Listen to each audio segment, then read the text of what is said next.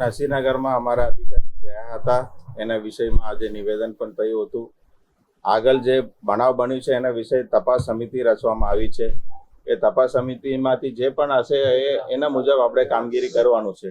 અને અત્યારે શાંતિથી તપાસનો વિષય છે તો આપણે એમાં અત્યારથી એક ડિસિઝન લેવું એ બરાબર નથી. આ ડિમોલિશન કોને કર્યું? ખાલી એક જ શબ્દમાં ડિમોલિશન કોને કર્યું? મને નથી ખબર. સર ડિમોલિશન થયું છે કે નહીં? ડિમોલિશન થયું છે કે નહીં? આપણે વિડીયોમાં જોયું છે ઘણા બધા મકાનોનું જે છે એ તોડફોડ કરવામાં આવ્યું છે. તો એ કઈ સંજોગોમાં બની છે એના માટે તપાસ સમિતિ રચવામાં આવી છે.